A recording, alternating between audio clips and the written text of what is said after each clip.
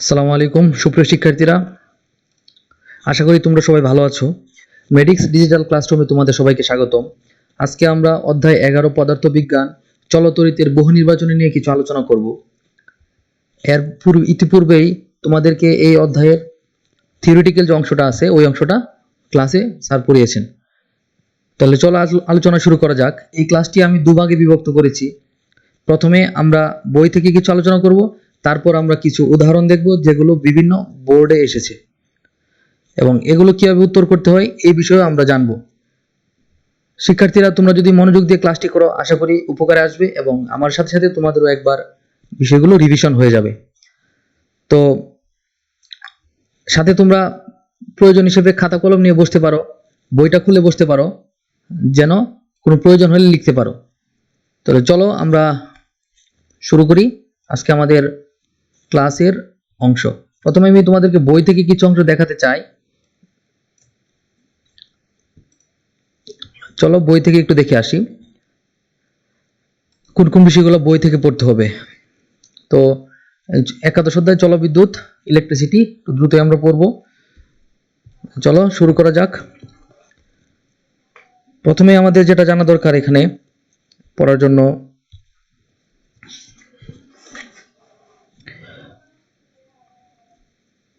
এই অংশটাতে যেটা আমরা পড়তে পারি যে স্থির বিদ্যুৎ বা চার্জগুলো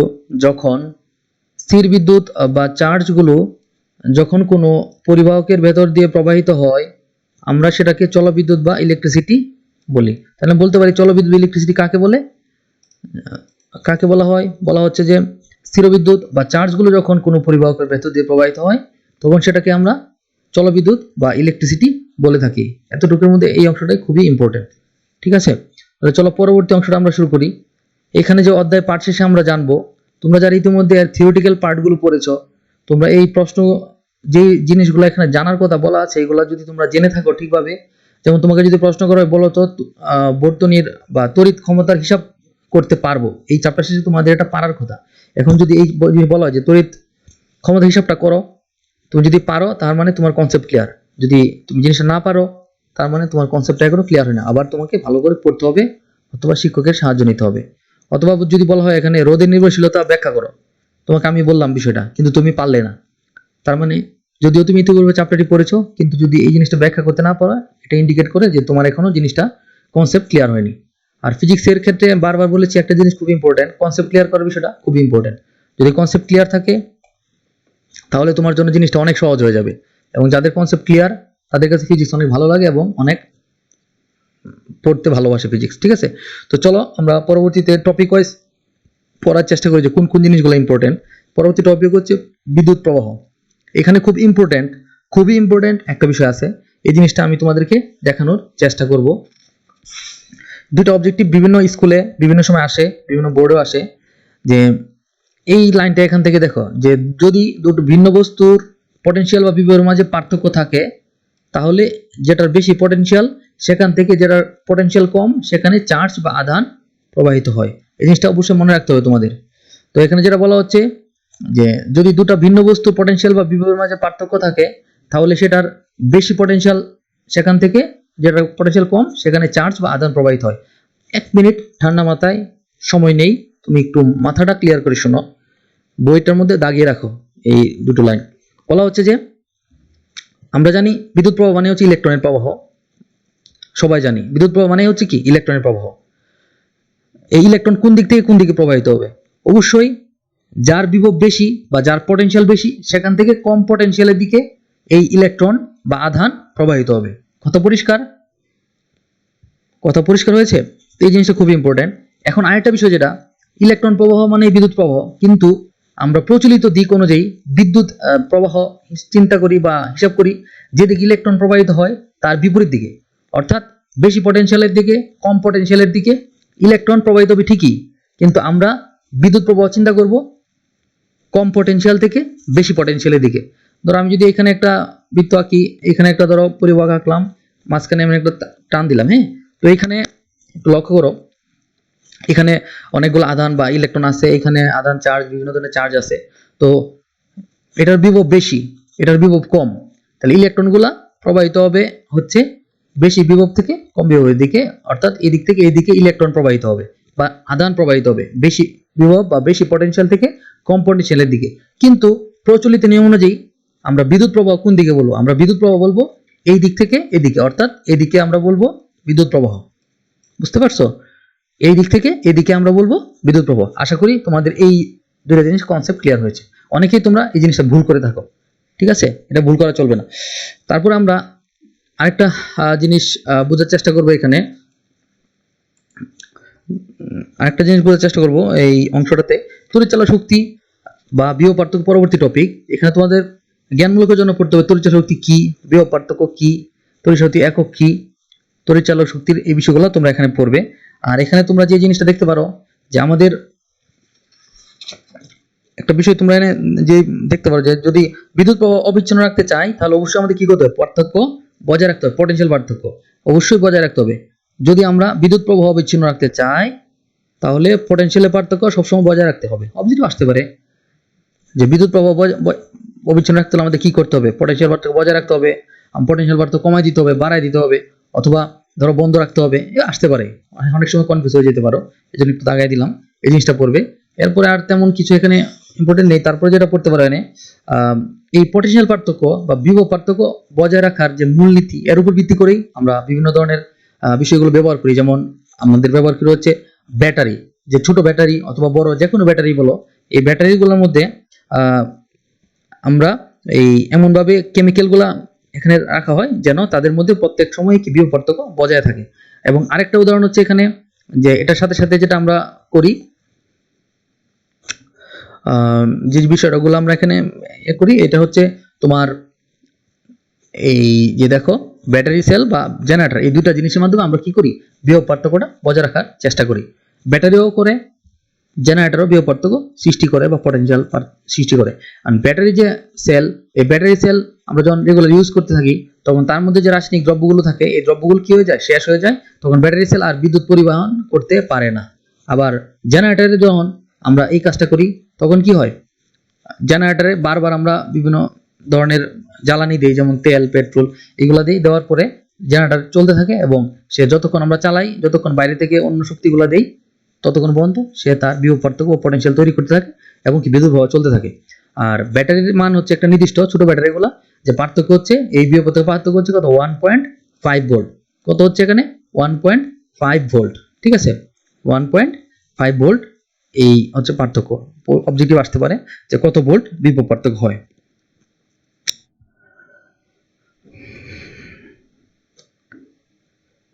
আর আমাদের সব মূলনীতি হচ্ছে ক্রমাগত বিদ্যুৎ প্রবাহের জন্য আমাদের কি করতে হয়? চার্জকে কম পটেনশিয়াল বা বিভব থেকে বেশি পটেনশিয়াল বিভবে হাজির রাখতে হয়। এটা সবসময় হচ্ছে আমাদের এটা মূলনীতি। এখন এগুলো হচ্ছে EMF, electromotive force equal to W/Q। তোমরা আগে পড়েছো, একটু দেখে নিবে এনে যে কোন জায়গা থেকে আসছে, ঠিক আছে? তারপরে চলো আমরা একটু আগাই, সামনে ইম্পর্টেন্ট জিনিসগুলো পড়ি। তারপরে এখানে তোমাদের যদি প্রশ্ন আসে, বিভিন্ন সময় প্রশ্ন, তড়িৎচালক শক্তি একক কি?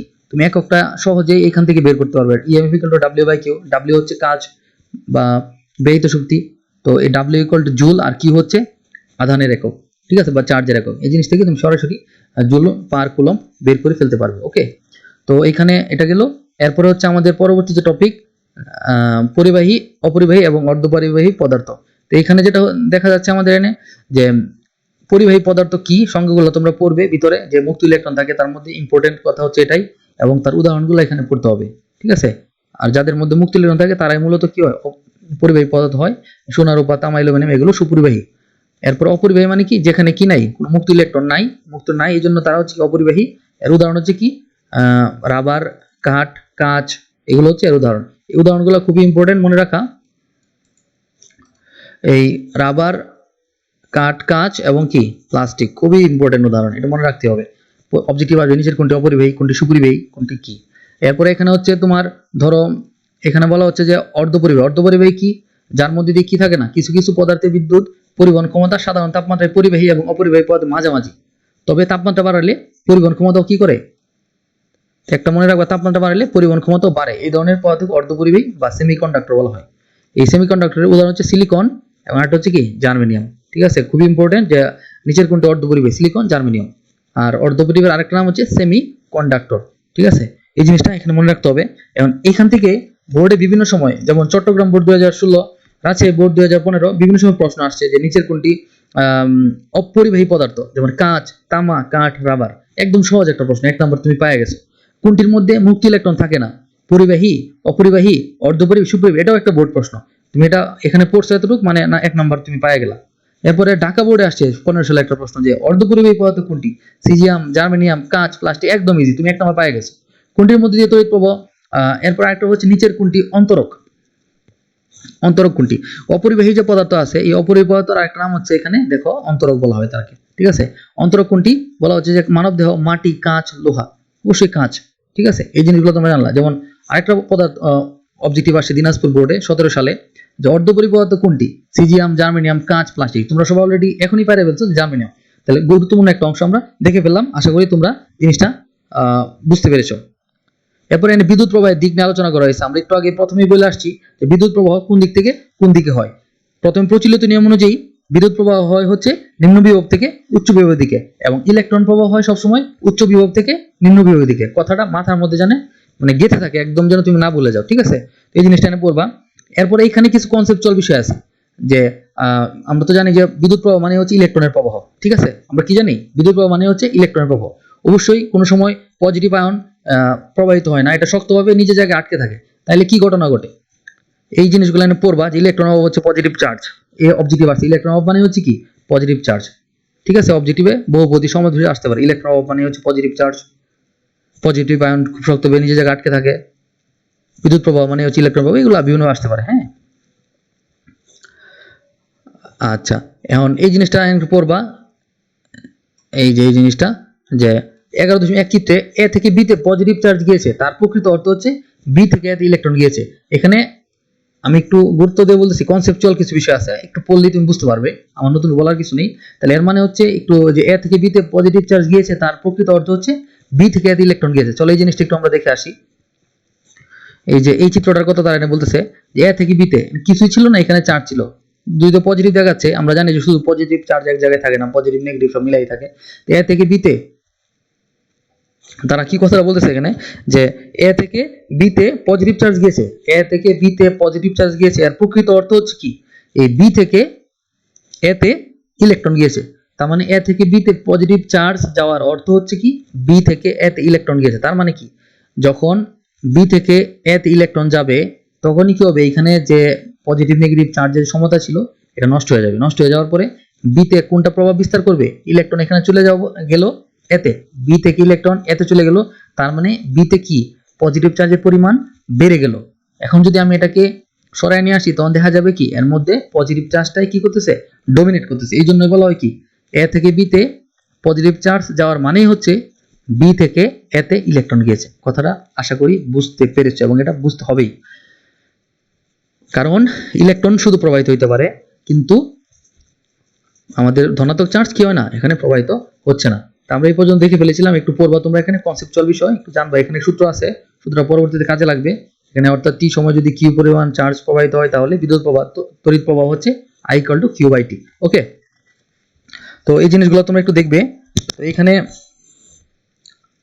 এখানে কিছু কনসেপচুয়াল বিষয় আছে, একটু যদি দেখে রাখো তাহলে তোমাদের জন্য সহজ হবে। ঠিক আছে, তো চলো এখন দেখা যাক বিদ্যুৎ বিভব পার্থক্য এবং তড়িৎ প্রবাহের মধ্যে সম্পর্ক। এখানে বলা হয়েছে বিভব পার্থক্য এবং তড়িৎ প্রবাহ সম্পর্কে। সম্পর্ক মানে কি? কনসেপচুয়াল বিষয়।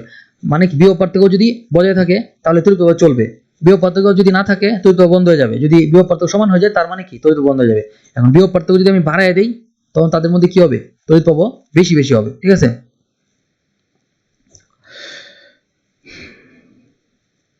ঠিক আছে, চলো আমরা তার পরবর্তীতে আলোচনা করি। এখানে আলোচনাগুলো করা আছে, তোমরা একটু দেখে নিও। ওকে, তো ওমের সূত্র কি নিয়ে আলোচনা করা হয়েছে? ওমের সূত্র হচ্ছে I সমানুপাতিক V, অর্থাৎ বিভবের সাথে তড়িৎ প্রবাহের একটা সম্পর্ক আছে, ওই সম্পর্কে আলোচনা করা আছে। এখানে একটা বিষয় দেখা দরকার, যে যত বেশি বিভব পার্থক্য তত বেশি বিদ্যুৎ প্রবাহ। একটু আগে আমি বলেছি কথাটা, বিভব পার্থক্য নেগেটিভ হলে বিদ্যুৎ প্রবাহ দিক পরিবর্তন করেছে। ঠিক আছে, এই দুটা বিষয় মনে রাখবে, অবজেক্টিভ আসবে বহুপদী সংখ্যা, যে যত বেশি বিভব পার্থক্য তত বেশি বিদ্যুৎ প্রবাহ, বিভব পার্থক্য নেগেটিভ হলে বিদ্যুৎ প্রবাহ দিক পরিবর্তন করেছে। ঠিক আছে, এই জিনিসগুলো নিয়ে ব্যাখ্যা করা যায়, যেহেতু আমি একটু আরো অনেকগুলো বিষয় আলোচনা করবো অবজেক্টিভে, তাই একটু দ্রুত পড়াচ্ছি। আশা করি এই জিনিসগুলো তোমাদের ক্লাসে আলোচনা করা হয়েছে। যদি এরপরেও তোমাদের কোনো কনসেপচুয়াল সমস্যা থাকে বা গন্ডগোল থাকে, সামনে যখন ক্লাস শুরু হবে তখন আমরা এই বিষয়গুলো নিয়ে আলোচনা করব, অথবা আমরা চেষ্টা করব পরবর্তী কোনো একটা সময় বোঝায় দেওয়ার জন্য। তো এই সূত্রগুলা থেকে এখানে একটা বিষয় চলে আসছে, যে ওমের সূত্র থেকে যে জিনিসটা আসছে এখানে, যে রোদ বেশি হলে বিদ্যুৎ প্রবাহ কম হবে। এই সূত্র থেকে আমরা একটা দেখতে পারি, এই যে এখানে I equal to V by R। এখানে I সমানুপাতে V ছিল, এখান থেকে বিভিন্ন সিস্টেম করে এখানে I equal to V by R সূত্র তৈরি হয়েছে। এখানে I ইকুয়াল টু হচ্ছে তড়িৎ প্রবাহ, V হচ্ছে বিভব বা বিভব পার্থক্য, R হচ্ছে রোধ। অর্থাৎ রোধ বেশি হলে বিদ্যুৎ প্রবাহ কম হবে, আর রোধ কম হলে বিদ্যুৎ প্রবাহ বেশি হবে। তার মানে কি, বাধা বেশি থাকলে স্বাভাবিক প্রবাহ কমে যাবে, বাধা কম বেশি। এনে এই রোধ বা রেজিস্ট্যান্সের একক হচ্ছে ওম, OHOM, ওম।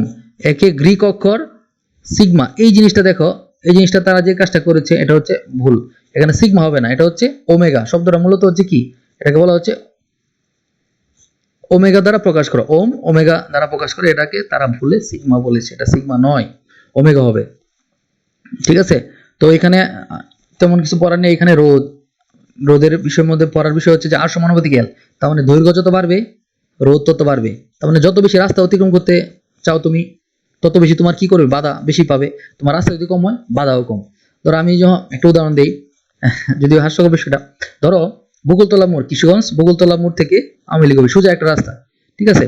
তো মাঝখানে ধরো মাঝখানে একটু পর পর একটা নির্দিষ্ট দূরত্বে এই বকুলতলা মোড় থেকে আওয়ামী লীগ অফিস পর্যন্ত তোমার 10টা কুকুর দাঁড়ায় আছে, ঠিক আছে।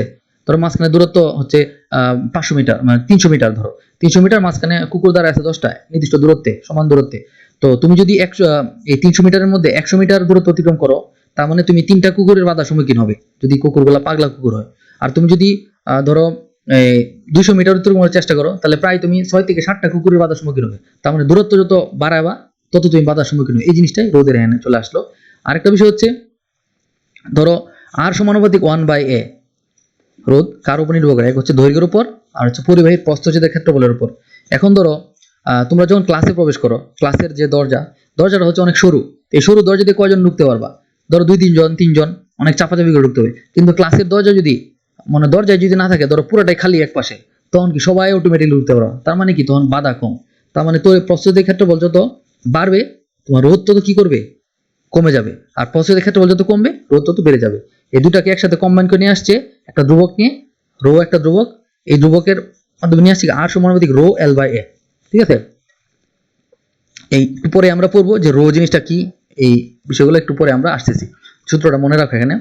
তো এখানে আপেক্ষিক রোধের কিছু মান দেওয়া আছে, রূপা, তামা, তারপরে স্বর্ণ, গ্রাফাইট, হীরা, এরপরে বাতাস। একটু দেখে রেখো, মাঝে মাঝে অনেক দিয়ে দিতে পারে, ঠিক আছে। আর এখানে একটা জিনিস যেটা ইম্পর্টেন্ট, এই সিগমা, এটাকে বলা হয় মূলত সিগমা, এই চিহ্নটাকে বলা হচ্ছে সিগমা, আর এটা হচ্ছে ওমেগা। হ্যাঁ, সিগমা ইকুয়াল টু 1/ρ। এই সিগমা কিসের একক, পরিবাহকত্বের একক।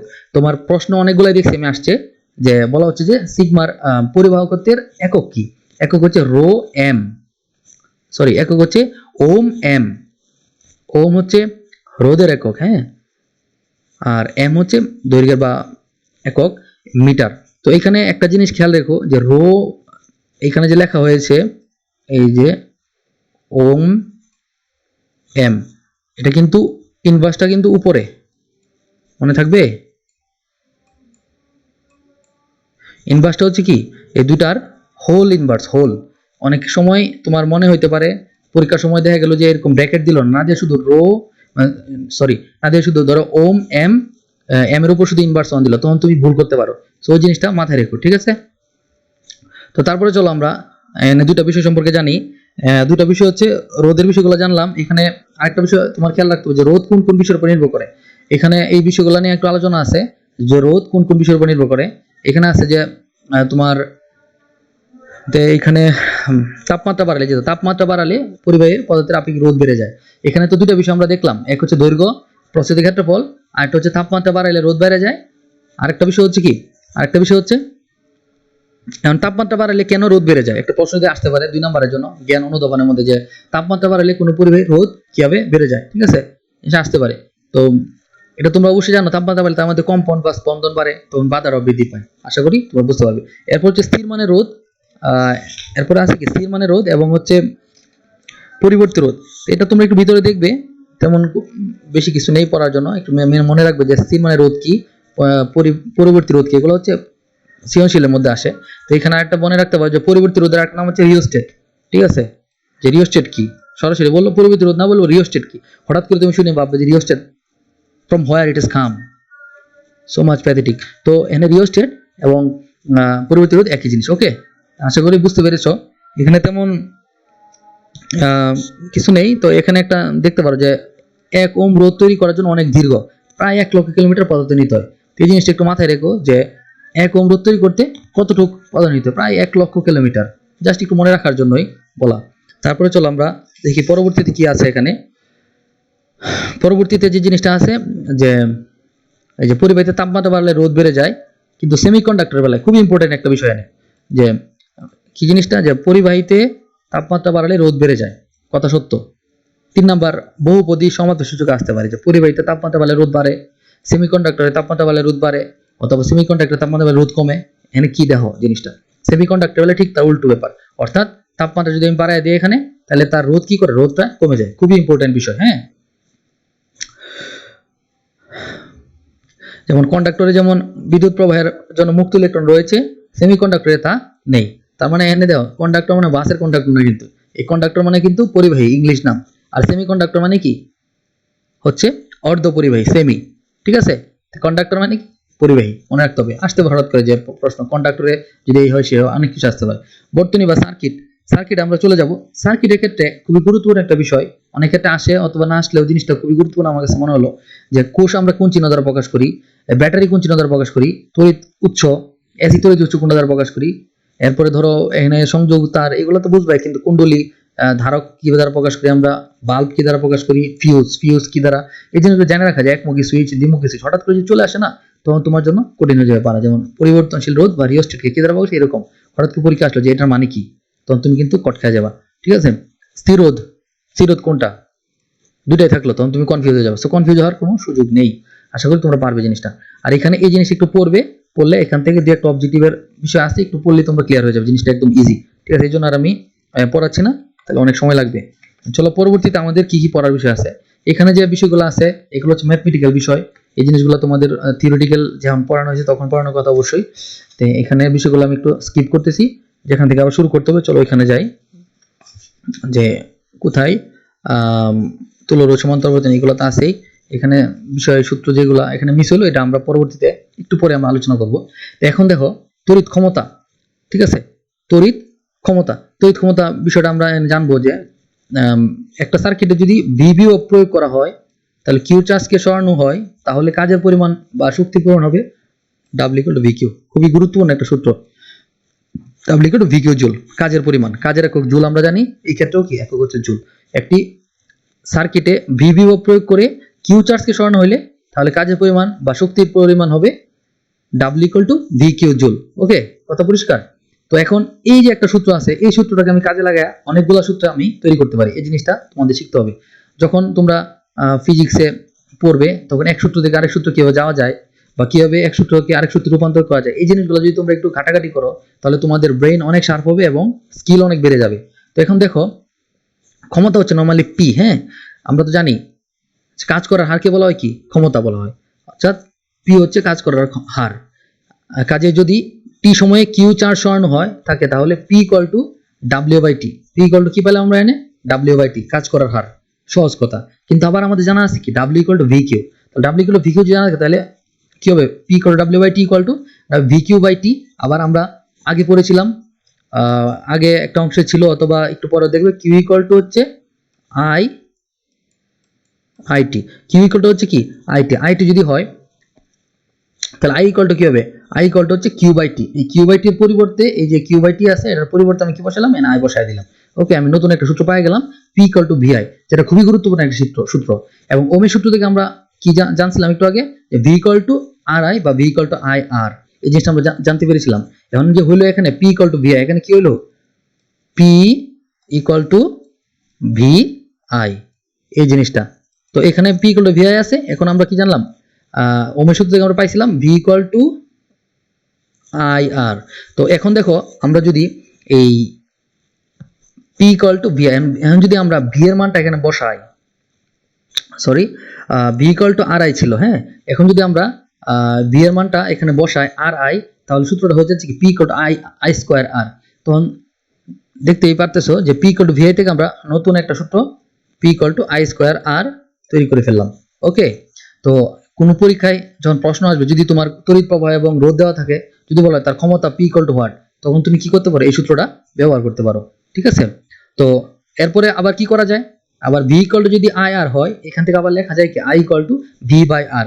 তখন আমরা কি করতে পারি, P equal to I square R ছিল, ওকে, তারপরে আমরা আবার কি করতে পারি, P equal to I square R ছিল, আবার আই ইকুয়াল টু কি ভি বাই আর। তখন আমরা কি করতে পারি, এখানে যে আই স্কোয়ার আর ছিল, আই স্কোয়ারের বদলে আমরা কি করতে পারি, I equal to V by R এখানে বসাইলে সূত্রটা হয়ে যায় কি V square V by R whole square R সমান সমান ভি স্কোয়ার বাই আর।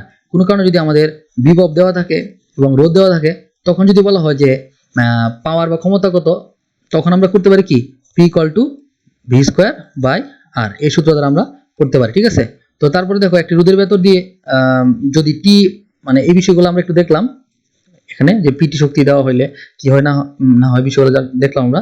তো এখন চলো আমরা একটু সামনে আগাই, যার কি কি দেখা যায় এখানে। একটা খুব গুরুত্বপূর্ণ একটা বিষয় এখানে আমরা এখন দেখব, যে আলোচনা করা হয়েছে এখানে যে পি ইকুয়াল টু ভি এর সাথে যদি আমি টি দ্বারা গুণ করি, তাহলে আমি কি পাই যাবো, ব্যয়িত শক্তি ডাব্লিউ পাই যাবো। ব্যয়িত শক্তি যদি ডাব্লিউ হয়, তাহলে এটা কিভাবে পাবো, P equal to V I আছে, ভি আই এর সাথে যদি আমি সময় দ্বারা গুণ করি, তাহলে আমি ব্যয়িত শক্তি ডাব্লিউ পাওয়া যাবো। এই জিনিসটা তোমরা একটু পরে দেখতে পারবে এখানে যে কিভাবে হয় জিনিসটা। তো এখানে একটু উদাহরণ যদি আমরা দেখি, ধরো এই যে এই ধরনের অঙ্ক খুবই ইম্পর্টেন্ট, বারবার আসে পরীক্ষার মধ্যে, যে ওয়াটের 60 ওয়াটের একটি বাল্ব প্রতিদিন 5 ঘন্টা করে 30 দিন জ্বালালে কত তড়িৎ শক্তি ব্যয় হবে।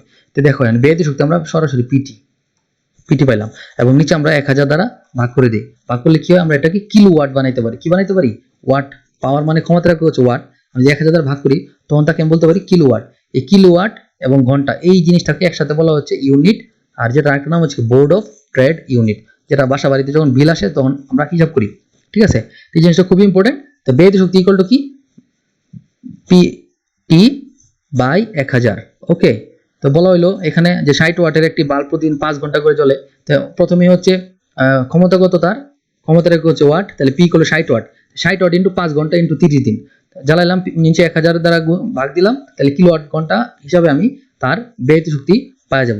এবং এই ব্যয়িত শক্তি সাথে ব্যয়িত শক্তি পাওয়া যাবো, এবং ইউনিট হিসাবে এই জিনিসটা পাওয়া যাবে, এবং প্রত্যেক ইউনিটের দাম কত এটা যদি আমি জানতে পারি, তাহলে সহজে কি বিদ্যুৎ বিলের হিসাব আমরা করে ফেলতে পারবো, খুব ইজি। ওকে, তারপর চলো বিদ্যুৎ পরিবহন। আরেকটা পরের টপিক হচ্ছে আমাদের বিদ্যুৎ পরিবহন। কিন্তু তোমাদের এখানে যে সূত্রে যে ট্রান্সফরমেশন গুলো আছে খুবই গুরুত্বপূর্ণ, তোমরা একটু বোঝার চেষ্টা করবে এবং শেখার চেষ্টা করবে। যেমন এখানেই সূত্রে ট্রান্সফরমেশন দিয়ে কিছু ম্যাথ ছিল, মানে 100 ওয়াট একটা বাল্বের ফিলামেন্টের রোধ কত, এই কথাটা তারা বলতেছিল। 100 ওয়াটের একটা বাল্ব, শুধু বলা আছে 100 ওয়াট, মানে পি ইকুয়াল টু 100 ওয়াট। কি দেওয়া আছে না, পি ইকুয়াল টু শুধু দেওয়া আছে 100 ওয়াট,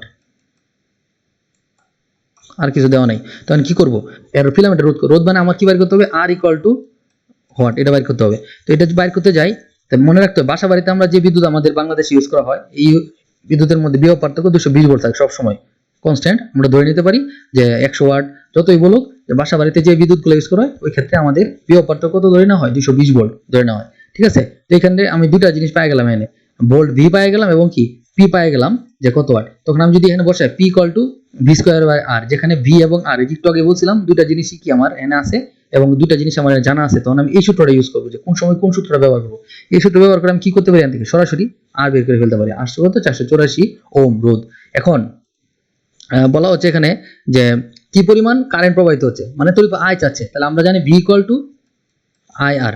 ভি ইকুয়াল টু আমরা কি জানা আছে, আই আর। তো ভি ইকুয়াল টু যদি আই আর জানা থাকে, সরি, তো ভি ইকুয়াল টু আই জানা থাকলে আমরা এখানে ভি এর মান জানি, এবং এইখান থেকে আমি কি জানলাম, আর এর মানও জেনে ফেলছি। তখন তারা চাচ্ছে কি কি পরিমাণ কারেন্ট প্রবাহিত হবে। তার মানে কি আমি এখান থেকে যদি এই ভি এর মান জানা থাকে, আর এর মানও যদি জানা থাকে, তাহলে কি আমি আই এর মান সরাসরি খুব সহজেই এখানে বের করে ফেলতে পারবো। ওকে, আশা করি তোমরা বুঝতে পেরেছো। আবার এখানে আবার বলা হচ্ছে অন্য বের করা যায়, অন্যভাবেও বের করা যায়, P equal to V I দিয়েও সরাসরি কি করা যায়, বের করা যায়, কোনো সমস্যা নাই। অঙ্ক তুমি করতে পারো, যে কোনো নিয়ম হইলেই হইলো, যদি ঠিক থাকে তাহলেই হবে।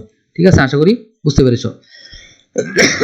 চলো পরবর্তীতে আমরা আর কিছু বিষয় নিয়ে আলোচনা করার চেষ্টা করি। বিদ্যুৎ পরিবহন। এখন বিদ্যুৎ পরিবহনের মধ্যে একটা জিনিস ইম্পর্টেন্ট, যে প্রতি সেকেন্ডে যে পরিমাণ শক্তি ক্ষয় হয় সেটা হচ্ছে আই স্কোয়ার আর। এই জিনিসটা মনে রাখবে যে শক্তি ক্ষয় কোন সূত্র দ্বারা আমরা হিসাব করি, আই স্কোয়ার আর দ্বারা। ঠিক আছে, তাপ শক্তি হিসেবে শক্তি ক্ষয় যেটা হয় আমরা আই স্কোয়ার আর হিসাব করি। এখানে কিছু কনসেপচুয়াল বিষয় আছে, অবশ্যই ক্লাসে আমি একদিন পড়াইছিলাম, কোনো একটা মেয়ে জিজ্ঞেস করেছিল হয়তো ক্লাসে। আর এরপরে সমস্যা দেখ আমরা পরে ইনশাল্লাহ দেখাই দিব, আপাতত আমরা অবজেক্টিভের জন্য পড়ি। যে শক্তি ক্ষয়টা কিভাবে হয়? ধরো আমরা বাল্ব জ্বালাইলাম, বাল্বের মধ্যে দিয়ে আমাদের উদ্দেশ্য হচ্ছে আলোক শক্তি পাওয়া, আমার অবশ্যই তাপ শক্তি উদ্দেশ্য নয়, কিন্তু বাল্ব জ্বালালে কি হয়, আলোক শক্তির সাথে সাথে তাপ শক্তি উৎপন্ন হয়। এই যে তাপটা উৎপন্ন হচ্ছে, এখানে এই তাপটা কি হচ্ছে, শক্তি হিসেবে ক্ষয় হয়ে যাচ্ছে। এই শক্তি ক্ষয়গুলো আমরা হিসাব করি কোন সূত্র দ্বারা, আই স্কোয়ার আর দ্বারা। ঠিক আছে, এই বিষয়টা একটু বুঝতে হবে, এখানে বোঝার বিষয়। ঠিক আছে, এরপরে হচ্ছে এখানে যদি যাও, এই জিনিসটা তুমি ভিতরে একটু ভালো করে পড়ো, ইনশাল্লাহ তোমার উপকার হবে। এরপরে ওই জায়গার মধ্যে আমরা ধরো একটু যদি দেখার চেষ্টা করি সিস্টেম লস জিনিসটা কি। ঠিক আছে, এই সিস্টেম লস ওই জিনিসটাই, যে জিনিসটা যে শক্তি, যে বিদ্যুতের যে লস হচ্ছে, এই লসকে বলা হচ্ছে কি, সিস্টেম লস। আই স্কোয়ার হিসেবে যে তাপ শক্তি উৎপন্ন হয়ে যাচ্ছে ওটাকে বলা হচ্ছে কি, এই সিস্টেম লস। আর আমরা কি পরিমাণ শক্তি ব্যয় হচ্ছে এটা দিতে পারি, এবং কি পরিমাণ শক্তি আমি ভিতরে দিয়েছি ওটা আমি বের করি কিভাবে, ভিআই সূত্র দ্বারা। ঠিক আছে, ভিআই সূত্র দ্বারা আমরা বের করি যে কি পরিমাণ শক্তি তার মধ্যে আমরা দিয়েছি, আর কি পরিমাণ শক্তি ক্ষয় হয়েছে এটা হিসাব করি আমরা আই স্কোয়ার আর দ্বারা। ওকে, আশা করি তোমরা বুঝতে পেরেছো।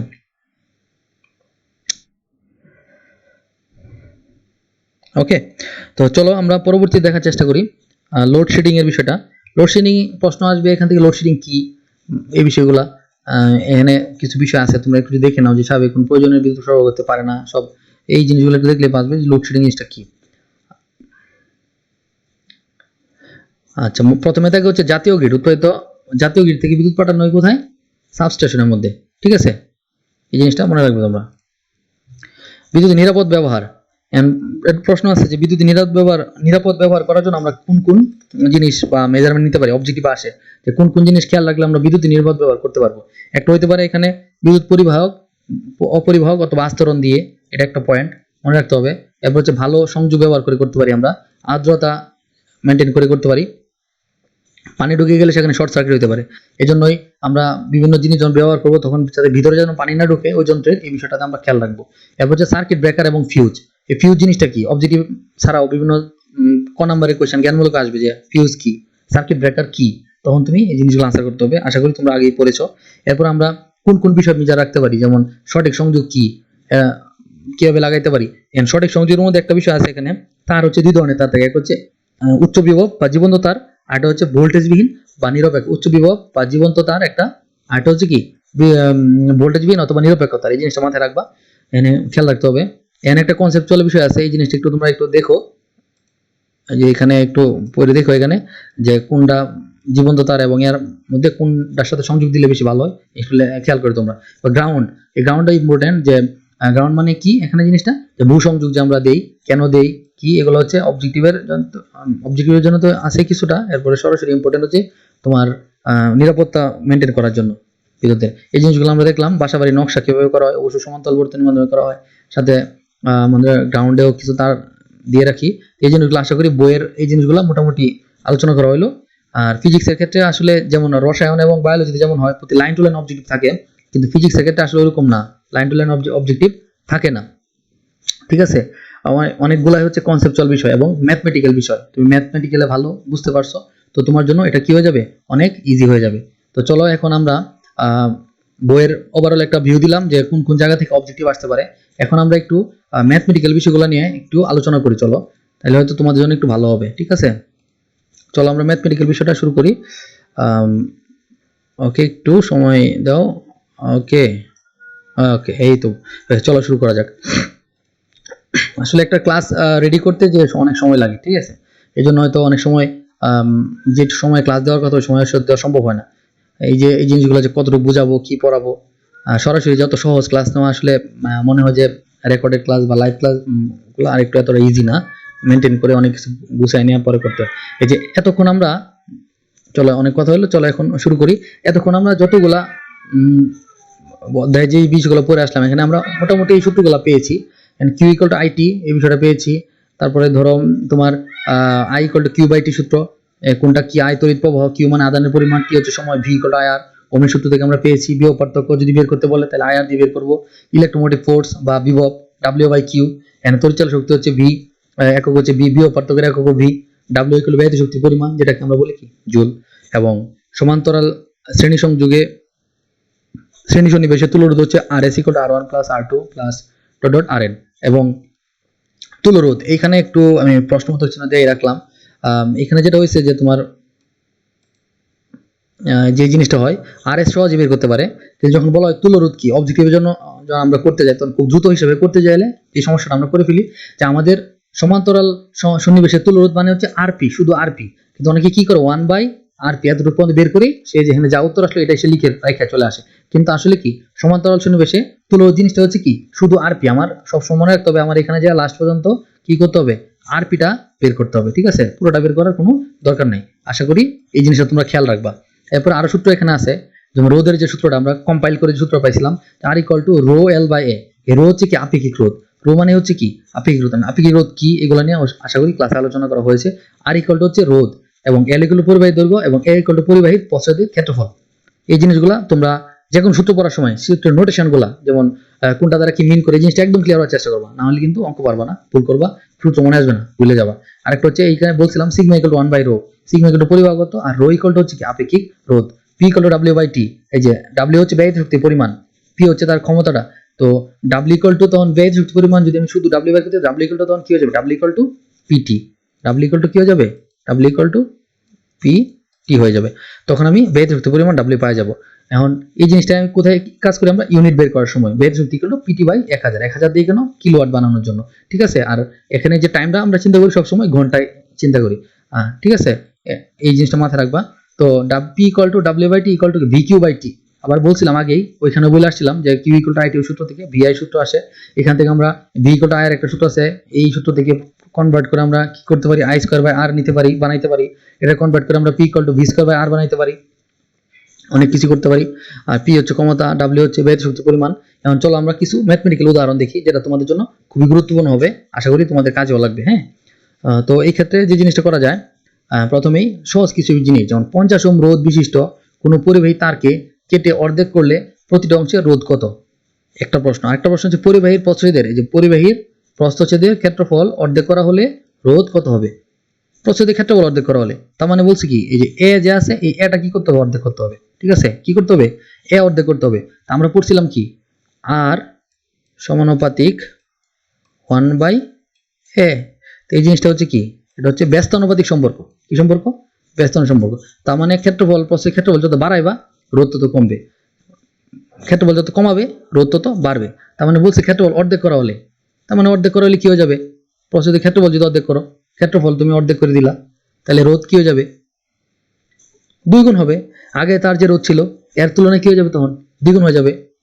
মানে আশা করি বুঝতে পারছো জিনিসটা কেমনে 2 গুণ হবে, কারণ আগে যদি তার রোধ থাকে আর তুমি যদি প্রস্থের ক্ষেত্রফল যে কমাচ্ছ তারপরে তার রোধ হয়ে যাবে কত 2r, ম্যাথমেটিক্যাল হিসাব করলেই দেখতে পারবে যে এভাবে আসবে। হ্যাঁ, ওকে। তো এরপরে বলছে 50 ওহম রোধের বিশিষ্ট কোনো পরিবাহী তারকে কেটে অর্ধেক করলে প্রতিটা অংশের রোধ কত হবে। তা আমরা এখানে পড়ছিলাম কি আর সমানুপাতিক হচ্ছে এল, তাহলে কি করা যায় একটা তার আছে এখানে, তোমরা মাঝখান থেকে তুমি কেটে দিছো, এটা একটা অংশ এতটুক আর এটা একটা অংশ, তার মানে আগের তার রোধ যদি থাকতো 10 ওহম, তার মানে পরবর্তীতে তার রোধ কত হবে এখানে হবে 5 ওহম, এখানে কত হবে এখানে হবে 5 ওহম, ঠিক আছে, অর্ধেক হয়ে যাবে।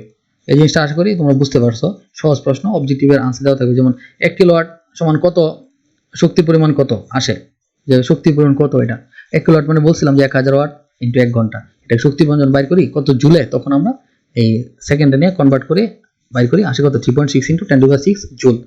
খুবই গুরুত্বপূর্ণ বিষয়, আমরা আস্তে আস্তে মুভ করতেছি, আগেগুলো খুব ইজি ছিল, এখন চলো একটু আমরা আপার লেভেলে যাই।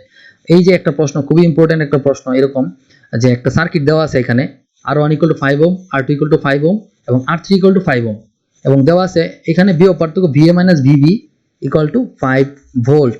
এই যে এখানে বি আছে এখানে এ, এই যে দুটার পার্থক্য, দুই প্রান্তের পার্থক্য দেওয়া আছে 5 ভোল্ট। এখন উপরে বর্তনীতে একটা প্রশ্ন, খুব সুন্দর একটা প্রশ্ন, আই এর মান 5 এম্পিয়ার, এটা হচ্ছে আমি পরে দেখাচ্ছি যে অপশন দেওয়া এখানে, এখানে যে তড়িৎ প্রবাহ হবে, এখানে যে ধরো তড়িৎ প্রবাহ হবে, বলতেছে যে এই তড়িৎ প্রবাহের মান হচ্ছে 5 এম্পিয়ার। তারপর বলছে বর্তনী যে ক্ষমতা, এই বর্তনী যদি আমি ক্ষমতা বের করি তাহলে ক্ষমতা মান হবে 15 ওয়াট, এবং তারা বলতেছে যে বর্তনী তুলরোধ বের করলে এটা আসবে কত 5/3 ওহম। বলতেছে যে এই তিনটা কি সঠিক কিনা, 1 2 3 এর মধ্যে কোনটা সঠিক, আদৌ সঠিক কিনা। এখন তোমরা কি করতে পারো, এখানে এখানে তোমরা যে কাজটা করতে পারো যে তোমরা যদি এখানে আই এর মান হিসাব করো, আই এর মান 5 এম্পিয়ার অথবা তুল্য রোধ। প্রথমে আমরা কি করতে পারি, এখানে দেখতেই পাচ্ছি এটা কি আছে, একটা সমান্তরাল সংযোগে সংযুক্ত একটা বর্তনী আছে এখানে। এখানে আমরা কি করতে পারি, প্রথমে এটা তুল্য রোধ বের করতে পারি। তোমরা জানো 1/Rp = 1/R1 + 1/R2 + 1/R3 বের করার পরে Rp বের করে ফেলতে পারো, করে দেখতে পারো যে 5/3 আসে কিনা। আমি করে দেখলাম যে 5/3 এখানে কি করতেছে, আসতেছে, তার মানে এটা কি সঠিক। তুমি করে দেখো সঠিক। তো বর্তনীর ক্ষমতা 15 ওয়াট, ক্ষমতার একক P = আমরা জানি কি VI, P = আমরা কি জানি VI। P এর মান তো দেওয়া নাই, কিন্তু V, যে VA - VB মানে হচ্ছে কি, এনে V মানে হচ্ছে কি এখানে বিভব পটেনশিয়াল ডিফারেন্স বা বিভব পার্থক্য। এই V এর মধ্যে মান বসাইতে পারি, যে 5 বসালাম এবং I তড়িৎ প্রবাহ I, এখন কি আমার আইটাই কি নাই, I জানা নাই। তার মানে আমার কি করতে হবে, এটা করার আগে আমার একটা কাজ করে নিতে হবে, যে আমার এখান থেকে I বের করে নিতে হবে। আগে কি করতে হবে, I বের করে নিতে হবে। তা I যদি বের করতে যাই তখন কি V = IR আছে এখানে, তাহলে V এর মান যদি 5 ভোল্ট বসাই, IR, R এর মান আমি করলাম, মান আসলো 5/3 সামথিং, যেহেতু টোটাল Rটা আমি বের করছি তুল্য রোধের সংযুক্ত সমান্তরাল সংযুক্ত বর্তনীর একটা তুল্য রোধ বের করছি, ওটার মান এখানে যদি বসাই V = IR, তখন আমি কি পাই যাব, যে I এর মান কত সরাসরি V এর মান দেওয়া আছে, এবং R এর মান যদি এখান থেকে বের করি তারপরে আমি I এর মান পেয়ে যাব। তারপর I এর মান পেয়ে গেলাম, I এর মান পাইলে আমি কি করতে পারি, আবার P = VI, তারপরে P এর মান সরাসরি বের করতে পারবো, V এর মান তো আমরা জানাই আছে এখানে, এবং কি I যেটা পাবো আমরা ওই আইটা বসাইতে হয়ে যাবে। এখন এখানে একটা টিপসের বিষয়টা হচ্ছে যে এই ধরনের যখন যে কোনো সার্কিট যখন আমরা সলভ করতে যাব, তখন একটা বিষয় মাথায় অবশ্যই রাখতে হবে যে আমার কোন কোন ইনফরমেশন ঘাটতি আছে এবং কি কি দেওয়া আছে। আমি আগেও বলছি যে কি কি দেওয়া আছে তোমার হাতে, কি কি যন্ত্রপাতি দেওয়া আছে কাজ করার মতো, এবং কি কি তোমার লাগবে একটা ঘর বানানোর জন্য, ওই জিনিসটা তোমার ভালো করে বের করতে হবে।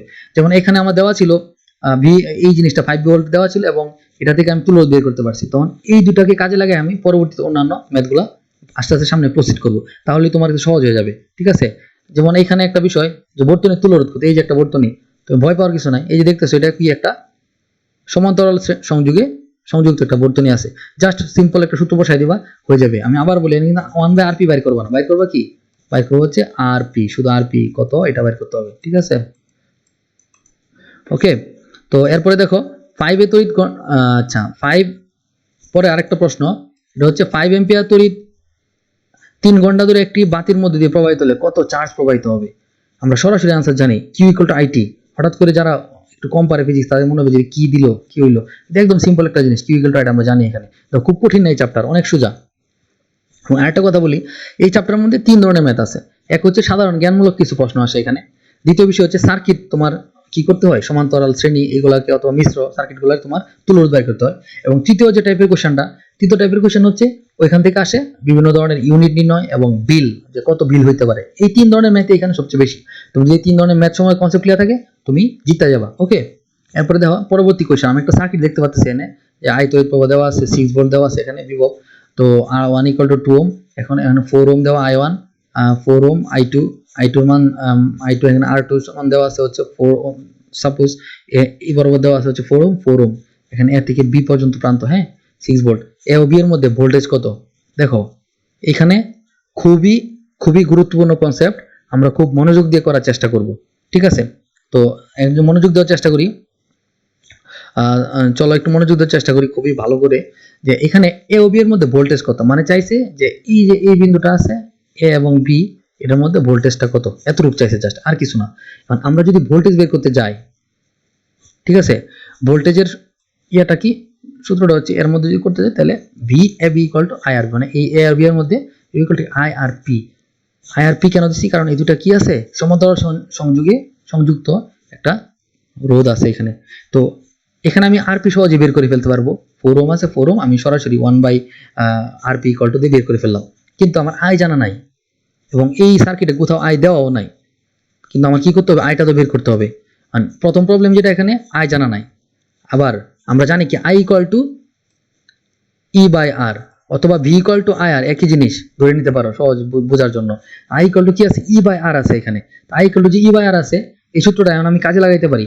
আমি এক কাজ করতে পারি, এই সমান্তরাল সংযোগে যে বর্তনী রোধ যুক্ত আছে এটাকে আমি RP বের করলাম, তারপরে এই যে এখানে যে আরেকটা রোধ আছে, এই রোধের সাথে এখানে যে আমি RP বের করলাম, এই দুটো কি হয়ে যাবে, এখানে শ্রেণীতে যুক্ত হয়ে যাবে। তখন শ্রেণীতে যুক্ত হয়ে যাওয়ার পরে এই দুইটা রোধ একসাথে যোগ করে আমি কি করতে পারি, এখানে আর বের করে ফেলতে পারি। ঠিক আছে, তার মানে আমি আর পেয়ে গেলাম।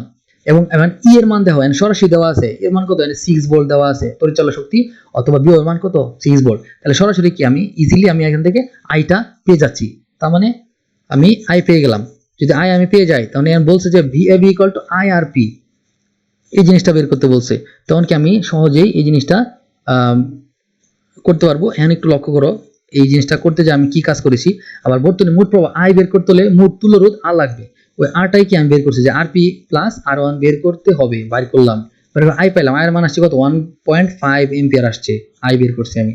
এখন ওই জায়গায় যদি আয়ের মান বসাই দিই, তখন এই বর্তনী যে বিভব পার্থক্য আসে এই এ এবং বি প্রান্তের, এই এ এবং বি প্রান্তের বিভব পার্থক্য আসতেছে আমার কত, এখানে আসছে দেওয়া টোটাল, এখানে আসতেছে হচ্ছে 3 ভোল্ট। ঠিক আছে, এই যে আমি একটা স্টেপ বাই স্টেপ গোটা সমাধান করলাম, খুবই ইজি, অনেক সময় লাগবে না। এখন আরেকটা প্রশ্ন এখানে, এই প্রশ্নটা বোঝা খুবই গুরুত্বপূর্ণ যে আসলে আমি কোনটার পরে কি করব, কেন করব, কিভাবে করব। উদ্দীপকের বর্তনীর প্রবাহের ক্ষেত্রে উদ্দীপকের যে বর্তনী আছে, এই বর্তনীর যে প্রবাহ আছে, উদ্দীপকের বর্তনীর প্রবাহের ক্ষেত্রে ধরো আমরা কি করতে পারি।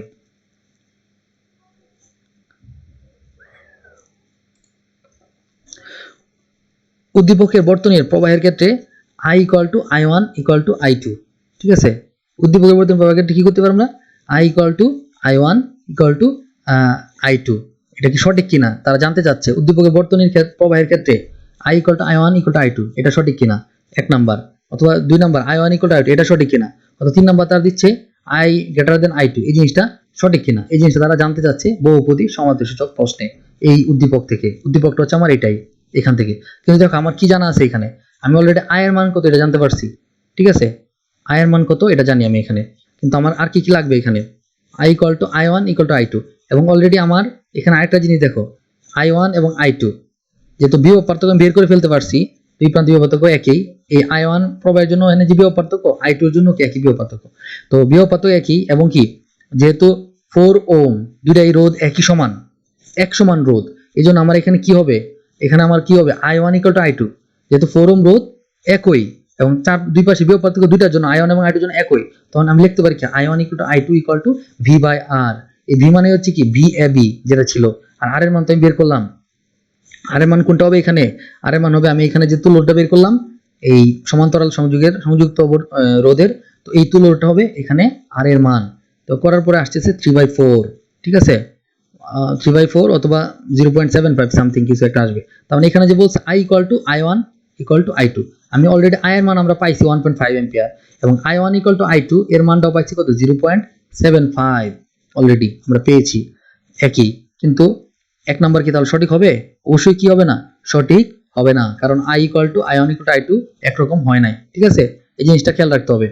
তো তারপরে দেখো তোমরা যদি একটু লক্ষ্য করো এখানে পরবর্তী যেটা বলছে I1 ইকুয়াল টু I2, হ্যাঁ I1 ইকুয়াল টু I2 সঠিক, কারণ আমি দুইটাই দেখলাম যেহেতু তাদের, একটু আবার লক্ষ্য করো, তাদের রোধের মান একই এবং দুই প্রান্তের বিভব পার্থক্য একই, তার মানে কি I1 ইকুয়াল টু I2 এর মানও কি হবে, একই হবে, এবং এটাকে আমি হিসাব করে বের করছি, এটা সঠিক হইলো।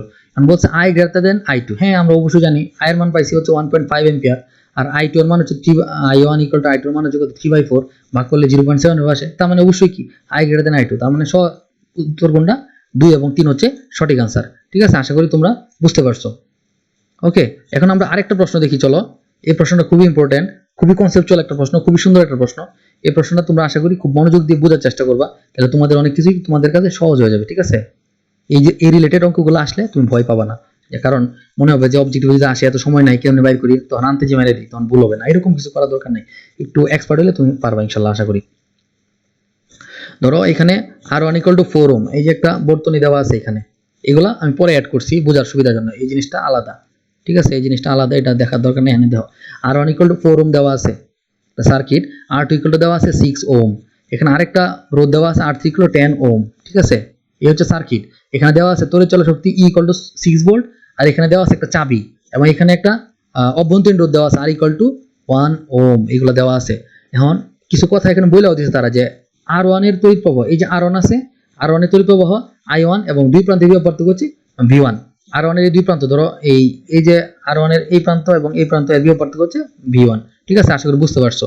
এরপর বলা হয়েছে R2 এর তড়িৎ প্রবাহ I2, এই যে R2 আছে এর তড়িৎ প্রবাহ হচ্ছে I2, এবং দুই প্রান্তে বিভব পার্থক্য হচ্ছে কত V2, এই জিনিসটা দেওয়া আছে। দুই প্রান্ত মানে কি, যে ধরো এই প্রান্ত এবং কি এই প্রান্ত বিভব পার্থক্য হচ্ছে V2। তো R3 এর তড়িৎ প্রবাহ হচ্ছে I3 এবং দুই প্রান্ত বিভব হচ্ছে V3। তার মানে R3 এর প্রান্ত কোনটা, R3 এর প্রান্ত এটাই, নিয়ার অ্যাবাউট এটাই তো প্রান্ত নাকি, অথবা এটাই তার প্রান্তটা। এই প্রান্তে টোটাল এখান থেকে নিয়ে এই জায়গা, এই পয়েন্ট থেকে নিয়ে এভাবে যাওয়ার পরে এই যে এই দুইটা প্রান্ত হচ্ছে I3 এর প্রান্ত। আশা করি তোমরা মানে V3 এর প্রান্ত বুঝতে পারছো। এখন বলতেছে তারা বর্তনীর তুল্যরোধ কত, তুল্যরোধ কত তুমি ওয়ান চান্সে বের করে ফেলবা কেমনে, এটা আছে কি শ্রেণী সংযোগে আছে, তারপরে এর সাথে শ্রেণী সংযোগের সাথে এনে কি হয়েছে সমান্তরাল বর্তনী একসাথে যুক্ত হয়েছে, তো দুইটা মিলে কি হয়ে গেল, আমরা সহজে বের করতে পারলাম যে একটা সমান্তরাল মানে টোটাল বের করতে পারলাম। আসছে মান আসছে কত 5 ওহম আসছে এখানে টোটাল। আমি যখন বর্তনীটারে মিশ্র বর্তনীটাকে আমি যখন সমাধান করলাম তখন পাইলাম 5 ওহম। উক্ত বর্তনীর ক্ষেত্রে কোনটি সঠিক, এই যে বর্তনীটা দেখতেছো এই বর্তনীর ক্ষেত্রে কোনটা সঠিক, আগের মতো এই যে এইটার মতো কিছুটা প্রশ্ন, কিন্তু এটা আরেকটু জটিল। উক্ত বর্তনীর ক্ষেত্রে কোনটি সঠিক, I3 greater than I2 greater than I1, I equal to I1 plus I2 plus I3, V3 greater than V2 greater than V1, অথবা equal to V1 plus V2। এটা একটা বোর্ডের কোয়েশ্চেন বাবু, অনেক যদি মনে হতো। এখন দেখো একটা বোর্ড প্রশ্ন, এখন মনে হতে পারে যে এখানে কি কি অজানা আমাদের, কি কি আমরা জানি না। প্রথম বিষয় হচ্ছে I মানে কি, এটা আমরা জানি না, I এর মান কত। দ্বিতীয় বিষয় হচ্ছে I জানি না, I2 I3 জানি না যে I2 I3 কি, কিন্তু এই প্রত্যেকটা বিষয় কি আমার এখানে আছে যে I2 I3 না জানলে আমি বুঝবো কেমন যে কোনটা থেকে কোনটা বড়, বা না জানলে আমরা বুঝবো কেমন যে সব ঠিক আছে কিনা। অথবা এটাও আমরা জানি না যে V3 V1 V2 V3 কত, এটাও আমাদের কি জানা নাই। যদি না না থাকে তাহলে আমরা বেরও করতে পারবো না। আমাদের কাজ হচ্ছে একটা করে জানা যে আসলে কি। তো এখানে দেখো এই যদি আমরা চিত্রটা যদি লক্ষ্য করি, এখানে যে চিত্রটা, এই চিত্রটা এখান থেকে আমরা সমাধান করে যদি এখানে আসি, দেখো এখানে মোট তুল্য রোধ, এখানে তো মোট তুল্য রোধ হচ্ছে R equal to 5 ওহম। যদি আমরা সমাধান করলাম, যে সার্কিটটা যে আমরা সমাধান করলাম, সমাধান করে যে তুল্য রোধ পাইলাম, এই তুল্য রোধটার মান কত 5 ওহম। এই যে 5 ওহমটা আমি লেখা রাখছি, ঠিক আছে, 5 ওহম আসছে এখানে তুল্য রোধ। তো পূর্বের প্রশ্ন থেকে আমরা পাইলাম তড়িৎ প্রবাহ কত, I যেহেতু অভ্যন্তরীণ রোধের কথা বলা আছে না, একটা সূত্র আছে অভ্যন্তরীণ রোধের, I equal to E by R plus R। এই সূত্রটা যদি আমি ইজিলি বসায় দেই E by R plus R, তো E এর মান দেওয়া আছে এখানে সহজ, এই যে দেখো E এর মান দেওয়া 6 ভোল্ট, R এর মান দেওয়া আছে 1 ওহম, এবং আমরা তড়িৎ প্রবাহ I এর মানও পেয়ে গেছি, I এর মান কত, সরি R এর মানও পেয়ে গেছি, R এর মান কত 5 ওহম, 5 ওহম। এই যে এখানে যদি 5 ওহম বসাই, এখানে 1 ওহম বসাই, এখানে E এর মান যে 6 ভোল্ট আছে বসাই, তাহলে মান আসে কত 1 অ্যাম্পিয়ার। কার মান, তড়িৎ প্রবাহের মান। তার মানে আমাদের একটা সমস্যা ছিল I এর বিষয়টা বের করে, আমরা I এর বিষয়টা কি করলাম, পেয়ে গেলাম I এর বিষয়টা, ঠিক আছে। বাচ্চারা অনেক বিরক্ত লাগছে, মনে হয় অনেক লম্বা ক্লাস হচ্ছে। আচ্ছা ঠিক আছে, চলো তাও একটু খেয়াল করি, শেষ হয়ে যাবে এখনই। কারণ R equal to যখন 5 ওহম, তোমরা একটু লক্ষ্য করো যে R equal to হচ্ছে 5 ওহম, রোধের দুই প্রান্তের বিভব পার্থক্য V equal to IR। আমি যখন এটাকে সমাধান করে ফেলছি সার্কিট, তখন তো জিনিসটা কেমন দাঁড়াইছে একটু দেখো তো বাবুরা। জিনিসটা দাঁড়াইছে হচ্ছে ধরো এরকম, সার্কিটটা তো তখন কি হয়ে গেছে, এরকম হয়ে গেছে। এই যে এইখানেই আমি কি পাইছি, R equal to, মানে যখন সমাধান করে ফেলাম তখন তো জিনিসটা একরকম, R equal to হচ্ছে 5 ওহম, ঠিক আছে। R equal to কি হয়ে গেছে না 5 ওহম হয়ে গেছে। তার মানে এই 5 ওহম পাইছিলাম, এই 5 ওহম 5 ওহম যখন সমাধান করে ফেললাম তখন এটার কি আছে, এখন আমরা কি করতে পারি, V equal to I R। V equal to I সূত্র বসে কি করতে পারি, এই যে সূত্র বসে আমি কি করতে পারি, এই যে বর্তনীটা আছে সমাধান করার পরে তখন এই দুই প্রান্তে বিভব পার্থক্য তো আমি কি করতে পারি, বের করে ফেলতে পারি। এই জিনিসটা আমি কি করলাম, এখানে বের করলাম, দেওয়া আসছে কত 5 ভোল্ট আসছে, ঠিক আছে। এখন দেখো যেহেতু R equal to 5 ওহম রোধের বিভব পার্থক্য, V equal to 5 ভোল্ট, তাহলে R3 equal to 10 ওহম রোধের পার্থক্য, এই যে এখানে যে ছিল R3 equal to 10 ওহম, এটার বিভব পার্থক্য কত হবে দেখো, এই যে R3 এর বিভব পার্থক্য কোন জায়গাটা, এই পয়েন্ট, দেখো এই যে R3 যে বিভব পার্থক্যটা এটা হচ্ছে এই পয়েন্ট এবং কি এই পয়েন্টটি হচ্ছে এই যে এই দুইটা পয়েন্টই। তার মানে কি আমি যখন সমাধান করে যা পাইলাম তার দুই প্রান্তে যে বিভব পার্থক্য আর R3 বিভব পার্থক্য কি একই হবে, দেখতে পারছো।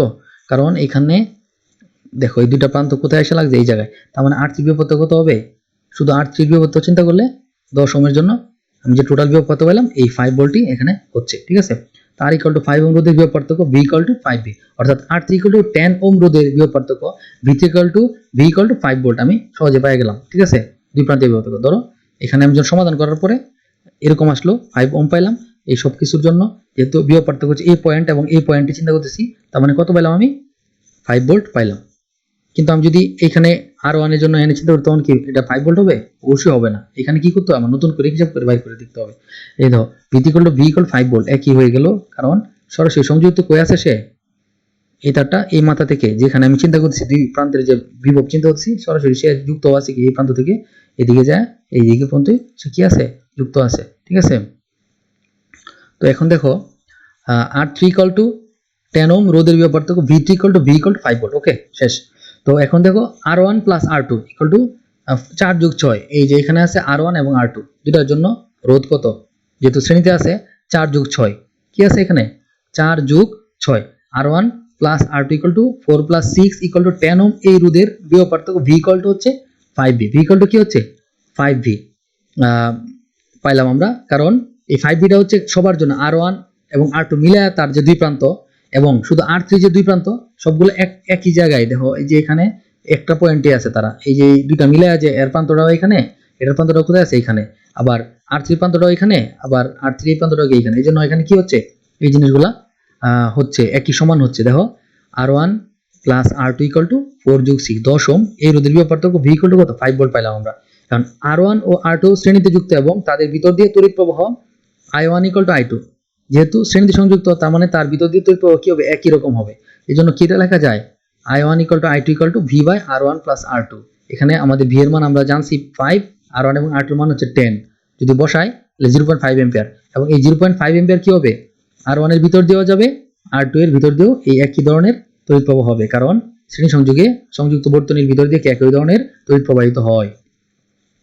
এখন শুধু যদি আমি R1 = 4 ওহম রোধের দুই প্রান্তে বিভব পার্থক্য বাইর করতে যাই, এই যে R1 = যে এখানে আছে 4 ওহম, এই প্রান্ত এবং শুধু যদি এই প্রান্তে, এই দুই প্রান্তে বিভব যদি আমি বের করতে যাই, তখন আমার জন্য কি হবে? এখানে R1 = 4 ওহম রোধের দুই প্রান্তে বিভব পার্থক্য V1 = I1 R1। খুব সহজ জিনিস। কারণ I1 এর মান আমি জানি 0.5, সবার ক্ষেত্রে I1 এর ক্ষেত্রে হবে 0.5, I2 এর ক্ষেত্রে 0.5। এই 0.5 ইনটু R1 এর মান কত? 4, তার আসছে কত? 2 ভোল্ট। আবার সেম এজ যদি R2 = 6 ওহম রোধের দুই প্রান্তে বিভব পার্থক্য চিন্তা করি, তখন V2 = I2 R2। তখন আমি কি করতে পারি? 0.5 * 6 ভোল্ট = 3 ভোল্ট। আমাদের প্রাপ্তি তাহলে কি পাওয়া গেল? I = আমরা কি পাইলাম? 1 অ্যাম্পিয়ার পাইলাম। এই যে এখানে তড়িৎ প্রবাহ কত? 1 অ্যাম্পিয়ার পাই গেলাম। এরপর I1 = I2 = 0.5 অ্যাম্পিয়ার পাইলাম, এবং V1 = 2V পাইলাম, V2 = 3V, এবং V3 কি? 5V। তার মানে আমরা দেখতে পাচ্ছি সরাসরি স্পষ্ট হয়ে গেল আমাদের কাছে যে V3 > V2 > V1। এটাই কি সঠিক? এখানে যে তারা বলতেছিল যে V3 > V2 > V1, এটা সঠিক, কিন্তু I3 > I2 > I1 সঠিক নয়, কারণ I3 এর মান হচ্ছে 0.5, I2 এর মান হচ্ছে 0.5, দুটো একসাথে বড় হইতে পারে না। আবার I1 এর মান যদি 0.5 হয়, I2 এর মান যদি 0.5 হয়, দুটো মিলে হচ্ছে 1। তারপরে যদি তুমি আবার I এর মান ধরো, I এর মান আবার নতুন করে দেওয়া আছে, I3 এর মান আবার নতুন করে আমরা এখানে চিন্তা করি, তাহলে তিনটা মিলে কি হয়ে যাবে? I এর থেকেও বেশি হয়ে যাবে, তবে এটাও সম্ভব না। আর এর মান হচ্ছে 6 ভোল্ট, এর মান কত আছে? 6 ভোল্ট। এখন বলছে V1 + V2, তার মানে V1 আর V2 কত পাইলাম?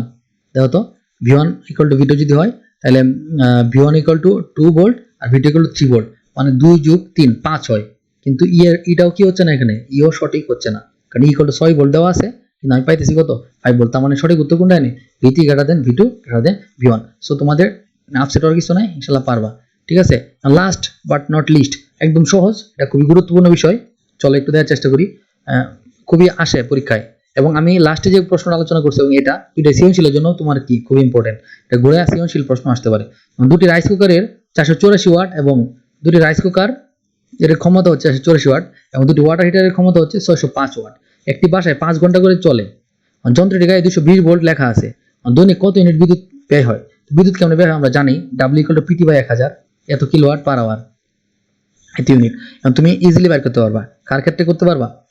দুটি রাইস কুকার 484 ওয়াট এবং দুটি ওয়াটার হিটার 605 ওয়াটের। ঠিক আছে, তো যেহেতু দুটি বলছে, দুটি রাইস কুকার, তার মানে কি হবে? তুমি W = PT/1000, এটা দিয়ে তুমি কি করবা? সরাসরি এনে বের করে নিবা। প্রথমে করবা W = P1/T/1000, ক্ষমতা P1 = 484 ওয়াট দেওয়া আছে, বের করবা। এরপর প্রতিটি ওয়াটার হিটার, প্রতিটা রাইস কুকার এবং প্রতিটি ওয়াটার হিটার যদি করার পরে যা আসবে, এটা যত ওয়াট আসবে, একটার জন্য যত ওয়াট আসবে এটা 2 দ্বারা গুণ করবা। আবার এখানে যে একটার জন্য ওয়াটার হিটারের জন্য যত আসবে তার 2 দ্বারা গুণ করবা। করার পরে যা আছে টোটালটা যোগ করলে তুমি টোটাল কত ইউনিট ব্যয় হয় এটা পাওয়া যাবে। কারণ বলছে উদ্দীপকের বর্তনীতে 9.9 এম্পিয়ার তড়িৎ প্রবাহ চলে, 12 এম্পিয়ার ফিউজ ব্যবহারের উপযোগী, এবং তুল্য রোধ 22.22 ওহম হবে। খুব সুন্দর একটা প্রশ্ন। উদ্দীপকের যে বর্তনীটা আছে এনে কই, হায় আল্লাহ, বর্তনী কই, এনে তো কোনো বর্তনী নাই। প্রশ্ন তো এটা, স্যার বর্তনী গেল কই?